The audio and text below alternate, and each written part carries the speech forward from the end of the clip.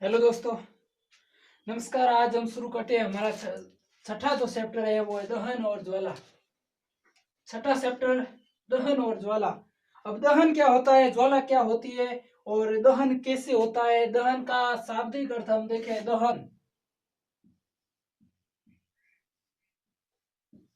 दहन का मतलब होता है रासायनिक पदार्थ जिसमें कोई भी रासायनिक पदार्थ जो पदार्थ होता है, रासायनिक पदार्थ जो ऑक्सीजन से अभिक्रिया करके या ऑक्सीजन से अभिक्रिया करके आग पकड़ लेता है या ऊष्मा देता है, ऊष्मा की उत्पत्ति करता है।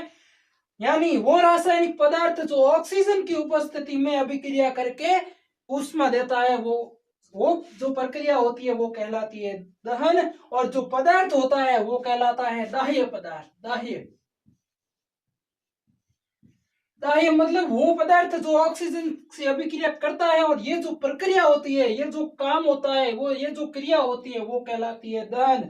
और दहन दहन क्या होता है, हमने देखा है कोयला या कोई पेट्रोलियम पदार्थ या कोई ईंधन है, उनको जलाने पर उनको जब आग उनमें लगती है तो उनका दहन होता है। और दहन जो होता है वो एक रासायनिक प्रक्रिया है। और दहन में जो पदार्थ होते हैं जैसे कि कोयला, पेट्रोल,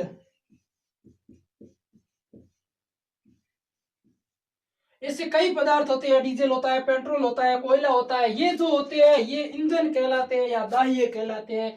और इनको दहन की प्रक्रिया होती है, इनको ईंधन भी कहते हैं। और ईंधन ठोस हो सकता है जैसे कि लकड़ी है, द्रव हो सकता है जैसे कि पेट्रोल है, और गैस के रूप में जैसे कि सीएनजी गैस है, गैस के रूप में भी ईंधन होता है। और उदाहरण के तौर पर अगर हम देखें तो दहन की प्रक्रिया कैसी होती है, जैसे कि मोमबत्ती होती है, मोमबत्ती को हम जलाते हो तो उसमें उष्मा उत्पन्न होती है, यह भी एक प्रकार की दहन की प्रक्रिया है।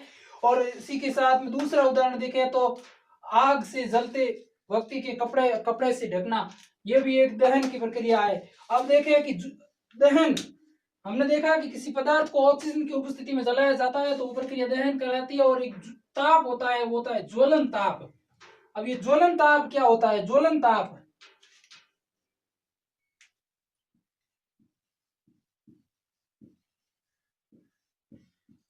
मतलब कोई भी वस्तु या कोई भी पदार्थ जो आग पकड़ता है तो उसके लिए जो आवश्यक ताप होता है, उस ज्वलन ताप मतलब वह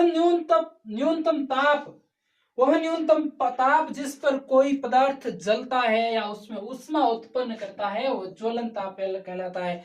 वह न्यूनतम ताप जिस पर कोई पदार्थ ऊष्मा उत्पन्न करता है वो न्यूनतम ताप कहलाता है। और कुछ पदार्थ होते हैं जो जैसे कि माचिस की तीली होती है, माचिस की तीली को जब किसी खुरदरे पदार्थ से रगड़ते हैं तो वो आग उत्पन्न करती है। अब उसमें ऐसा क्या होता है, वो आग क्यों उत्पन्न करती है, उसका कारण क्या है। माचिस की जो तीली होती है वो कई वर्षों पहले, कई सदियों पहले बनाई गई थी। और एंटीमनी ट्राई सल्फेट, एंटीमनी, ये एक प्रकार का रासायनिक पदार्थ है, antimony try sulphate.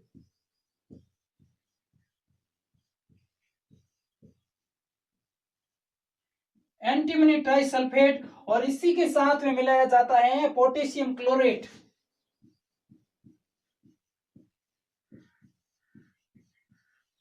Potassium chlorate, और इसके साथ में श्वेत फास्फोरस।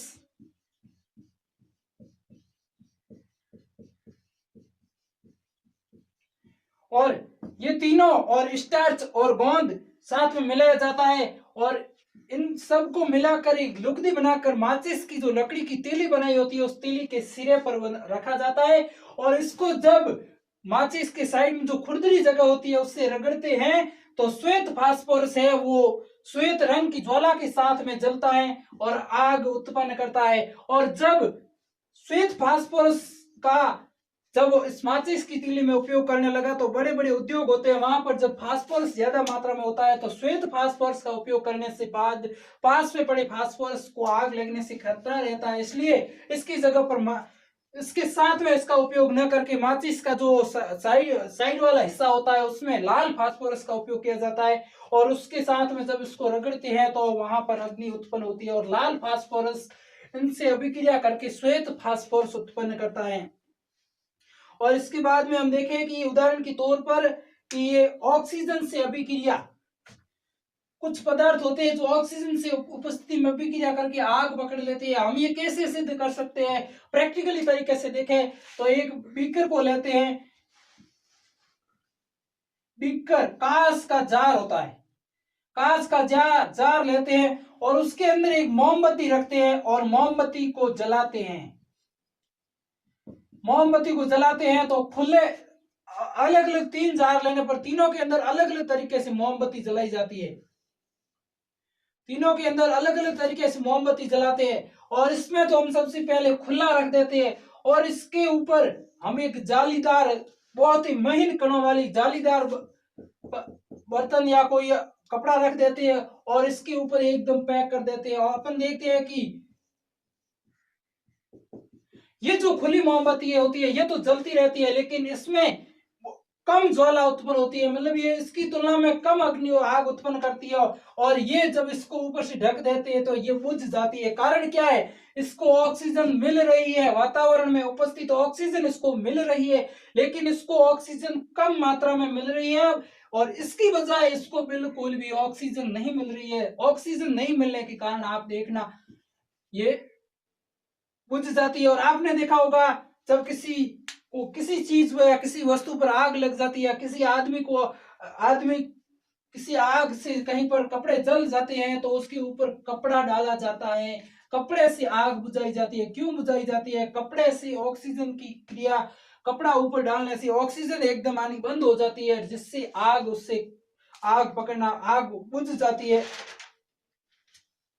और इसके और भी हम कई उदाहरण देखें तो इसके और भी हम देखें कि ज्वलन ताप के उदाहरण देखें कि एक कागज का, आपने देखा होगा ज्वलन ताप, किसी भी आपने देखा होगा घरों में बर्तन में जब सब्जी का तेल डाला जाता है और नीचे आग जलाई जाती है और जब तेल ये ठंडा होता है तो कोई क्रिया नहीं करता, लेकिन जब धीरे धीरे इसमें ज्यादा मात्रा में गर्म हो जाता है तो बाद में जब इसका तेल का ताप और इस आग का ताप बराबर हो जाता है तो ये तेल खुद आग पकड़ लेता है। इसके अलावा हम देखें कि कागज का एक कीप ले और उसके ये 2 कागज के कीप बनाकर उसके अंदर अगर हम इसमें पानी डालें और इसको खुला रखें और इसको नीचे मोमबत्ती से या किसी आग से जलाएं तो ये जो खाली कागज होता है ये तो जल जाता है, लेकिन जिसके अंदर पानी होता है वो कागज, जब तक ये पानी गर्म नहीं होता पानी का और इस आग का ताप बराबर नहीं होता तब तक ये आग नहीं पकड़ता है और पानी गर्म हो जाता है। यही कारण है, क्योंकि ज्वलन ताप का ये उदाहरण है। और आप कुछ देखें कि ज्वलनशील पदार्थ कौन कौन से होते हैं, कौन कौन से पदार्थ ऐसे होते हैं जो आसानी से आग पकड़ लेते हैं। आपने देखा होगा पेट्रोल, डीजल या ऐसे कुछ पदार्थ है जिनको बहुत ही आसानी से आग पकड़ लेते हैं, जैसे कि अल्कोहल है, पेट्रोल है, सीएनजी गैस है। इनको दूर से, इनके मतलब 1 मीटर की दूरी रखने पर भी ये आसानी से आग पकड़ लेते हैं। और ये जो पदार्थ होते हैं आसानी से आग पकड़ने वाले पदार्थ ज्वलनशील पदार्थ कहलाते हैं। और आपने देखा कि दहन तो हमने पढ़ लिया, लेकिन उस दहन पर हम नियंत्रण कैसे पा सकते हैं? आग पर नियंत्रण कैसे पाए? आग तो लग गई लेकिन उस पर नियंत्रण पाना,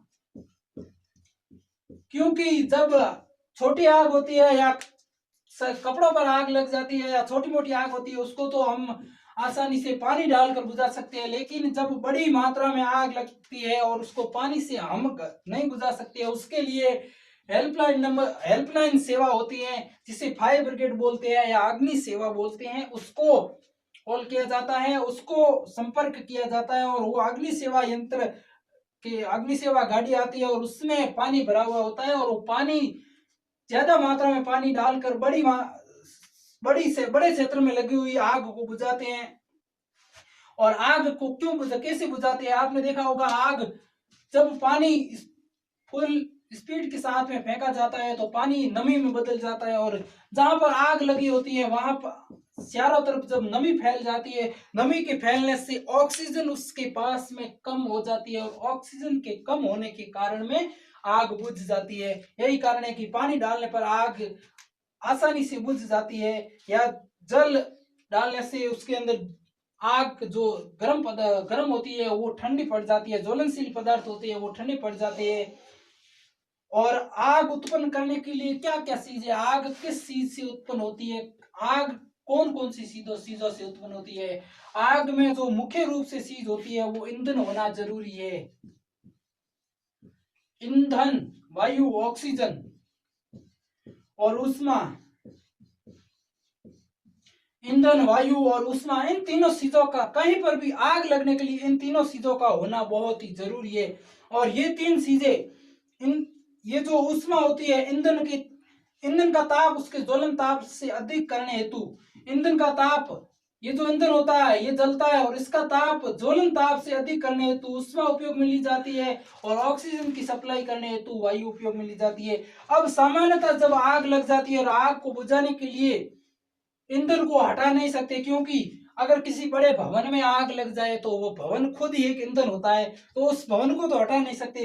इसके लिए सामान्यतः ऑक्सीजन की या वायु की सप्लाई और ऊष्मा की सप्लाई कम कर दी जाती है, जल डालकर ऊष्मा कम कर दी जाती है और वायु कम कर दी जाती है, जिससे आग पर आसानी से काबू पाया जा सकता है। अब हमने देखा कि दहन तो देख लिया, दहन कैसे होता है और दहन पर नियंत्रण कैसे, आग पर नियंत्रण कैसे पाया जाता है। और इसी के अलावा बड़ी आग पर हमने देखा सामान्यतः फैक्ट्रियों में ऐसी आग पर नियंत्रण पाया जा सकता है, लेकिन जंगल की आग जो होती है, जंगल में लगने वाली आग पर आसानी से नियंत्रण नहीं पाया जा सकता है। और जंगल की आग ज्यादातर मानवीय क्रियाकलापों के द्वारा ही होती है और जंगल की आग पर नियंत्रण पाना बेहद ही मुश्किल होता है। और इसके बाद हम पढ़ेंगे कि दहन के प्रकार कौन कौन से हैं। दहन के प्रकार, दहन जो होता है वो कितने प्रकार का होता है और कौन कौन सा होता है। दहन होता है, पहला हम पढ़ेंगे स्वतः दहन, अपने आप होने वाला दहन। स्वतः दहन, अब स्वतः दहन क्या होता है, जैसे कि कोयले की कोई खान है, तो कोयले की खान में कोई कभी कभार ऐसी दुर्घटना घटित हो जाती है कि कोयले की खान में आग लग जाती है। अब आग लगाता कोई नहीं है वहां पर, कहीं पर कोई ऐसी रासायनिक अभिक्रिया होती है जिससे आग उत्पन्न हो जाती है। जंगलों में होता है, कहीं पर भी जंगलों में कहीं कभी कभार जब तापमान ज्यादा बढ़ जाता है तो वहां आग उत्पन्न हो जाती है। ये जो आग उत्पन्न होती है ये आग कहलाती है स्वतः दहन। और एक होता है तीव्र दहन। तीव्र दहन, गैस का चूल्हा जैसे कि हम जलाते हैं तो उसके अंदर जब माचिस की तीली जलाकर ऊपर रखते हैं तो एक आसानी से एक बहुत ही तीव्र गति से आग पकड़ लेता है। एक होता है विस्फोटक।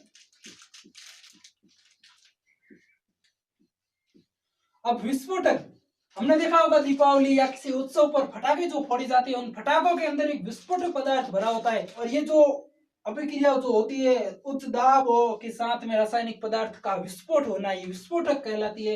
और अब होता है कि ज्वाला। दहन हमने पढ़ लिया, दहन से होने वाली, दहन कितने प्रकार का होता है और दहन आग किस तरह लगती है और आग पर नियंत्रण कैसे पाया जाता है, वो किया जा सकता है। और आग किस किस चीजों की वजह से, आग लगने के लिए कौन कौन सी वस्तुएं या कौन कौन से पदार्थ होना जरूरी है। अब पढ़ेंगे ज्वाला। ज्वाला मतलब लो, जिसे इंग्लिश में लो बोलते हैं, ज्वाला। अब ज्वाला कैसे उत्पन्न होती है, ज्वाला का रंग क्या होता है। आपने देखा होगा ज्वाला सामान्यतः लाल या पीले रंग की होती है। ज्वाला लाल या पीले रंग की होती है, जैसे कि मोमबत्ती की ज्वाला का रंग आपने देखा होगा, मोमबत्ती की ज्वाला का रंग पीला होता है। मोमबत्ती का, अब ज्वाला का रंग तो हमने देखा पीला रंग भी होता है, लाल रंग, ज्यादातर लाल या पीले रंग की ज्वाला होती है। अब ज्वाला की संरचना कैसे होती है। अब ज्वाला की संरचना आपने देखा होगा, मोमबत्ती में ज्वाला, जब ज्वाला की संरचना फिक्स कोई नहीं होती है। अब देखा मोमबत्ती हम जब जलाते हैं तो उसके ऊपर एक फैली हुई ज्वाला होती है। ज्वाला हमेशा फैलाव में बढ़ती है, मोमबत्ती धीरे धीरे पिघलने लगती है और जैसे जैसे मोमबत्ती पिघलती है तो ज्वाला निकलती जाती है। और इस मोमबत्ती और इसके अलावा हम कुछ देखें, कुछ पदार्थ ऐसे होते हैं जैसे कि लकड़ी है।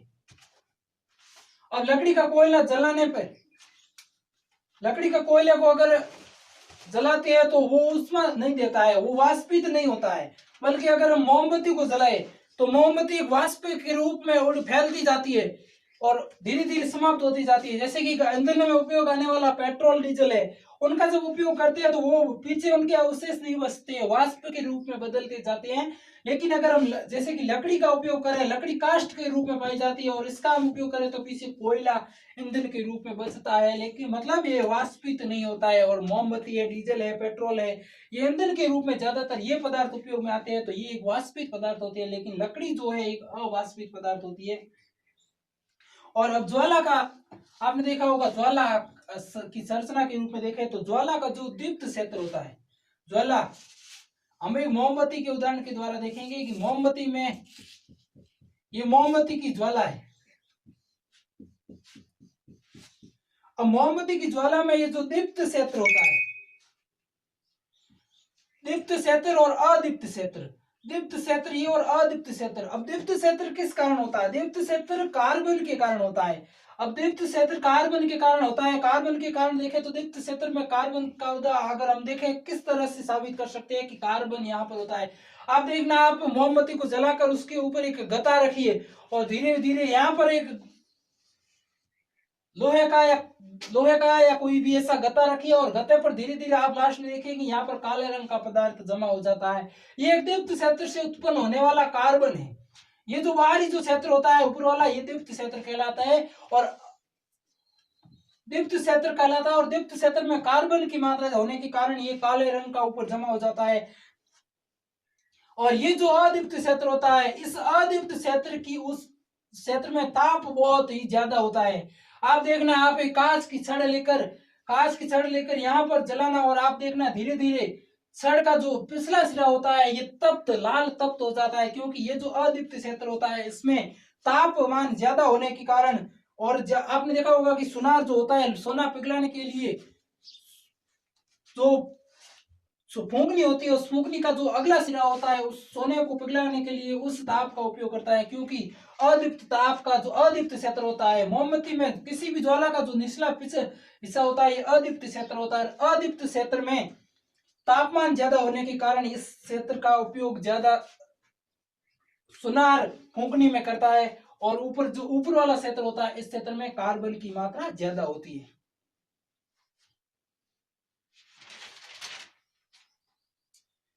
अब देखेंगे कि ईंधन क्या है। हमने देखा कोयला है, पेट्रोलियम है, सिर्फ ईंधन है, लेकिन ईंधन है क्या रियल में? ईंधन क्या कहाँ उपयोग आते हैं? ईंधन आपने देखा होगा घरेलू उपयोगों में या फैक्ट्रियों में या उद्योगों में ऊष्मा उत्पन्न करने के लिए ईंधन का उपयोग किया जाता है। जैसे कि लकड़ी है, कोयला है, पेट्रोल है, डीजल है, इन सब का उपयोग ऊष्मा उत्पन्न करने के लिए किया जाता है। और एक होता है आदर्श ईंधन। ईंधन तो सब होते हैं, लेकिन एक आदर्श ईंधन क्या होता है? ये बहुत ही इंपॉर्टेंट सवाल है कि आदर्श ईंधन क्या होता है। आदर्श ईंधन मतलब सस्ता। पहली बात होती है कि आदर्श ईंधन वो ईंधन होता है जो सस्ता और वायु की सामान्य दर में भी अभिक्रिया नहीं करता हो, या वायु की सामान्य दर में जो आसानी से वायु की उपस्थिति में जो जलता है और जो आसानी से उपलब्ध हो, सस्ता हो और अधिक मात्रा में ऊष्मा उत्पन्न करता हो, और उसी के साथ में जलने के उपरांत कोई अवांछनीय घटना घटित न करे, वो एक आदर्श ईंधन। मतलब जो आसानी से उपलब्ध हो, सस्ता हो और वायु के साथ आसानी से अभिक्रिया ना करता हो, और आसानी से या कोई अवांछनीय प्रभाव उत्पन्न न करता हो, ये जो ईंधन होगा वो एक आदर्श ईंधन कहलाएगा। सामान्य तौर पर देखें तो कोई भी ऐसा ईंधन नहीं है आज तक जो आदर्श ईंधन का सही रूप से आदर्श ईंधन साबित हो सकते। और एक देखते हैं ईंधन क्षमता या ईंधन की दक्षता या ईंधन ऊष्मीय क्षमता या ईंधन दक्षता। किसी ईंधन के 1 किलोग्राम या किसी ईंधन के 1 किलोग्राम के पूर्ण दहन होने से, किसी ईंधन की जैसे कि 1 किलोग्राम कोयला है या 1 किलोग्राम कोई ईंधन के पूर्ण दहन होने से जो ऊष्मा उत्पन्न होती है वो उस ईंधन का ऊष्मीय मान या ईंधन दक्षता कहलाती है। और ईंधन दक्षता का जो मात्रक होता है, जैसे कि 1 किलोग्राम से 1 किलो जूल प्रति किलोग्राम, मतलब 1 किलोग्राम में 1 किलो जूल ऊष्मा उत्पन्न हुई। किलो जूल है जो ऊष्मा का मात्रक होता है, मतलब 1 किलोग्राम ईंधन के जलने से उत्पन्न जो ऊष्मा होती है वो ऊष्मा उसका ऊष्मीय मान कहलाती है। अब हमने देख लिया। अब देखेंगे कि ईंधन हानिकारक कैसे है। कुछ ईंधन ऐसे होते हैं जो हमारे लिए बहुत ही हानिकारक होते हैं। आपने देखा होगा लकड़ी, कोयले, पेट्रोल, और जैसे कि ये कार्बन के कण बहुत छोड़ते हैं। कोयला जलने से कार्बन उत्पन्न होता है और ये कार्बन प्रकृति में फैलने से मनुष्य में दमा या श्वसन संबंधी रोग उत्पन्न करता है। और ईंधनों का अपूर्ण दहन, कुछ ऐसे ईंधन होते हैं जिनको दहन करने से कार्बन डाइऑक्साइड गैस का निर्माण करते हैं। अपूर्ण दहन से कार्बन डाइऑक्साइड गैस का निर्माण होता है और carbon dioxide gas global warming, मतलब ग्लोबल वार्मिंग या वैश्विक उष्णन बोलते हैं। ग्लोबल वार्मिंग एक विश्वव्यापी और वर्तमान की आने वाली भविष्य की जो त्रासदी है वो है ग्लोबल वार्मिंग। ऐसा जो अनुमान लगाया जाता है क्योंकि वातावरण में ये गैसें दिनों दिन बढ़ती जा रही है और ये गैसें ऊपर जाकर पृथ्वी के चारों ओर तापमान बढ़ाती है और तापमान के बढ़ने से जो ध्रुवीय या बर्फ वाले क्षेत्र है वहां बर्फ पिघलती है और बर्फ के पिघलने से समुद्री स्तर बढ़ता जा रहा है और समुद्री स्तर के बढ़ने से ऐसा अनुमान लगाया जाता है कि आने वाले टाइम में ये बहुत ही खतरा बाढ़ से प्रभावित होने का खतरा रहेगा। और उसके बाद में देखें कि कोयला, डीजल या कुछ ऐसे पदार्थ है जो जलने से ये कार्बन डाइऑक्साइड गैस उत्पन्न करते हैं। और इसके साथ में सल्फर भी एक ऐसा पदार्थ है जो ऑक्सीजन से क्रिया करके सल्फर के ऑक्साइड बनाता है। और सल्फर के ऑक्साइड मतलब ये सल्फर जिसे एस लिखती है और ऑक्सीजन SO2, सल्फर के ऑक्साइड, ये सल्फर के ऑक्साइड वायु के साथ मिलकर या वर्षा का जो जल होता है नमी के साथ मिलकर वापिस जमीन पर अम्ल के रूप में बदलते हैं, अम्ल के रूप में बरसते हैं और अम्ल के रूप में बरसने से जमीन अनउपजाऊ बन जाती है, बंजर बन जाती है। ये अम्ल जिसे आपने पढ़ा था अम्ल स्वाद में खट्टे होते हैं, वो अम्ल जब जमीन पर बरसते हैं तो ये जमीन बंजर हो जाती है। और उसके बाद में एक सवाल था बहुत ही इंपॉर्टेंट सवाल कि CO2 जो कार्बन डाइऑक्साइड गैस है उसे किसी आग को या दहन को बुझाने में किस प्रकार से उपयोग लिया जाता है। हमने देखा होगा कि बड़े बड़े फैक्ट्रियों में या कहीं पर ऐसी जगह पर आग लग जाती है तो जल द्वारा बुझाई जाती है। लेकिन जो विद्युत की आग होती है या कुछ रासायनिक पेट्रोलियम या ऐसे तेलीय पदार्थों में आग लगती है तो इन आग को जल द्वारा नहीं बुझाया सकता। अगर विद्युत में आग लगने पर अगर जल द्वारा आग बुझाने की कोशिश करेंगे तो वो आग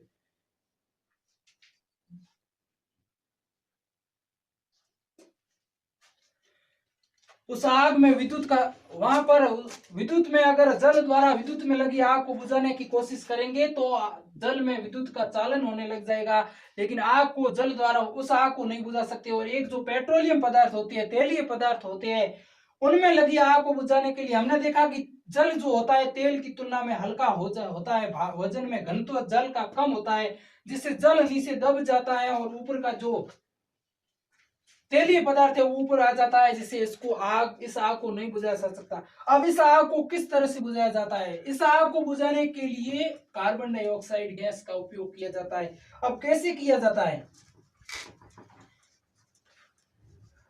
कार्बन डाइऑक्साइड गैस का उपयोग कैसे किया जाता है? आपने देखा होगा कि पेट्रोल में लगी आग को जल द्वारा नियंत्रित नहीं कर सकते क्योंकि जल हल्का होने के कारण नीचे चला जाता है, ये हमने देखा। और देखते हैं कि इसके लिए कार्बन डाइऑक्साइड को गैस किया जाता है। O2 ऑक्सीजन गैस होती है। ऑक्सीजन गैस से भारी होने के कारण कार्बन डाइऑक्साइड गैस आग को कम्बल की तरह लपेट लेती है। ऑक्सीजन गैस की तुलना में कार्बन डाइऑक्साइड जो है भारी होती है और भारी होने के कारण ये आग को लपेटे में ले लेती है, जिससे आग को कार्बन डाइऑक्साइड गैस से आसानी से बुझाया जा सकता है। तो ये था हमारा छठा जो चैप्टर है दहन और ज्वाला। इसके बाद में अगली क्लास में हम तीन जो चैप्टर हमारे कंप्लीट हो चुके हैं, इन चैप्टर के इंपॉर्टेंट क्वेश्चन लेंगे और आप बने रहिए हमारी इस क्लास के साथ में।